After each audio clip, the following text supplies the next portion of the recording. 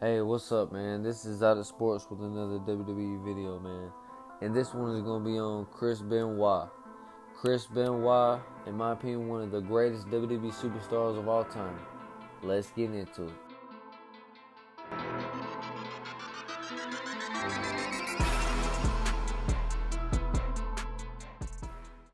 Alright, so Chris Benoit, in my opinion, was the heart of SmackDown from 2005 until 2007 until he was drafted to ECW.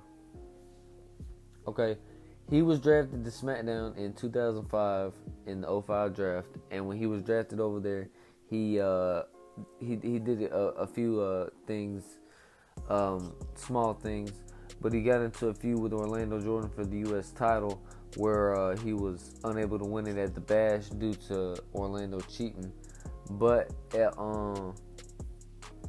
SummerSlam he was able to defeat Orlando Jordan in 24 seconds with the crossface. And Orlando Jordan got a lot more rematches during this time, and Chris Benoit, of course, locked in the crossface. He locked in the crossface and beat him in less than 24 seconds each time. And that kind of molded into a feud with Booker T and Christian. And it was a fatal 4-way match at No Way Out. Chris Benoit ended up retaining that shit, but he retained it, and that was a really good match at No Mercy. And then after that, he kind of entered into a feud with Booker T, and this is where things got interesting. Him and Booker T had a feud where Booker T was lately he was winning matches by cheating, but it was like his wife was cheating for him, like outside the ring. But it was as if he didn't know that she was cheating for him. So they ended up having a feud, and she kind of tells Booker T, like, yo, if Chris Benoit was really a homie, like, he would really give you a title match. And it's getting in Booker's head, So Chris gives him a title match. And Booker T defeats Chris Benoit for the U.S. title. Benoit... And it was because of cheating from Booker T's wife. And Benoit, he wasn't happy about that. And Booker T eventually revealed that it was all, he knew that she was helping him the whole time. And he just needed to reach his potential or whatever. So it was a rivalry between Benoit and Booker T. That was a really good rivalry that involved a best-of-7 series. And if that was some... if you got time, that would be something to go back and watch. The Chris Benoit, Booker T, WWE Smackdown Best of 7 series. They had a couple pay-per-view matches as well. Chris Benoit, he ended up coming out on top of that feud. He actually lost the Best of 7 series, but he came on top of that feud when he defeated Booker T for the United States Championship at No Way Out. But then at WrestleMania, he faced JBL and unfortunately lost the United States Championship to JBL and lost a rematch on SmackDown in a steel cage match. But that's not it for Chris Benoit. Chris Benoit started having matches with Finlay, and they were really having matches of the night, honestly. They were really having good matches. They had a match at Judgment Day 2006, which I think is a really underrated match. Really, the shit was real, you know what I'm saying? And so that was really good. He ended up having a match against Mark Henry, where Mark Henry was on his path to destruction. It's kind of similar to his Hall of Pain, if y'all haven't seen that. It's a little bit similar, but it was just back in it was back in 06, and he took out Chris Benoit, and Chris Benoit actually took, I think, like a 4 or 5 month sabbatical.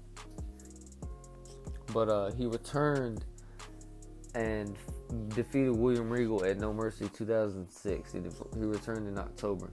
And then he went on to feud with Mr. Kennedy, where he didn't really feud with him. He kind of just like accepted his U.S. title challenge, won the U.S. title, and then kind of moved into a feud with Chavo Guerrero. Now, this feud with Chavo Guerrero was more about the death of Eddie Guerrero, and Chavo was, accusing Benoit of using the Guerrero name. You know, that was the whole premises of the feud. It was kind of like the one with Chavo and Ray. And Benoit had some really good matches against Chavo Guerrero on pay-per-view, but it ended up being Benoit coming out on top, and Chavo Guerrero was unable to win the United States Championship. You know, at this point, we're at the end of 2006, and Chris Benoit, as I'm saying, he is the face of SmackDown. He is having the best matches every week, you know, in my opinion. This is my opinion. He's having the best matches every week. He's the U.S. champion. He defends it all the time. He's always featured. You know what I'm saying? So, then we go on. I think he has a title match against Finlay on SmackDown. Just a random U.S. title match where he successfully defends against Finlay. They always have good matches, as I already said. And then the Royal Rumble comes around. And I'm not even sure if he was in it. But pretty sure he was in it. But he wasn't able to win it. Of course, it was on by The Undertaker. The next month at No Way Out, it was a SmackDown exclusive pay-per-view, but this is when the brand split didn't mean anything, because Chris Benoit, the United States Champion from SmackDown, on a SmackDown pay-per-view, teamed up with Raw's Jeff Hardy and SmackDown's Matt Hardy to take on MVP from SmackDown, Johnny Nitro from Raw, and Joey Mercury from SmackDown, collectively known as Eminem. Not MVP, but just Mercury and Nitro. They were Eminem. MVP was, of course, his own. He was his own person. That was a 6-man tag that happened at No Way Out, and that's what really kick-started the feud with him and MVP. You know, and at WrestleMania they ended up having a really good match leading into their feud. MVP really. You know, if it wasn't for Chris Benoit, I don't know if MVP would be what he would have been. Because that U.S. title feud he had with Chris Benoit, and that was really his last feud, Chris Benoit's last feud. They had really good matches at Backlash, at Judgment Day. I think I'm missing it was at WrestleMania, Backlash, and yeah, Judgment Day. They had 3 great pay-per-view matches, and MVP lost the first 2. He lost the one at WrestleMania and he lost the one at Backlash. But he lost it just by a string, right? Judgment Day, it was a 2 out of 3 falls match, and he pins Benoit 2 out of 3 falls, 2-0.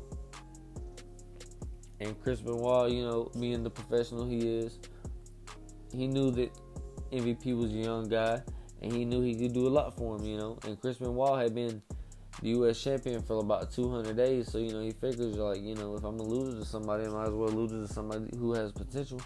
And he ended up losing it to MVP. And I thought that was really cool. And that was pretty much the end of Chris Benoit being the face of SmackDown. Like I said, he was really the U.S. champion the entire time that he was on SmackDown. That was very, you know, it was not... I think he was U.S. champion more on SmackDown than he wasn't. I'm not sure if that's factually true, but that's just my opinion. But anyway, him and MVP had a really good feud, and he then got drafted to ECW, and then eventually he ended up passing away. But his time on SmackDown from summer 2005 until summer 2007, it was a really good 2 years, man. And Chris Benoit, in my opinion, was the face of SmackDown. He had the best matches every week, and he was just the man, in my opinion. And I think probably, he's definitely top 5 greatest United States champions. I'd say top 3 greatest United States champions. And that's going to do it for this video, man. You know, Chris Benoit, I'm a big fan of him, man. I know it's a lot of controversy with him, but at the same time, you know, you can't really knock what he did, because he was really good at what he did. And he was definitely the face of SmackDown from 05 to 07. And I'm going to catch y'all in the next video.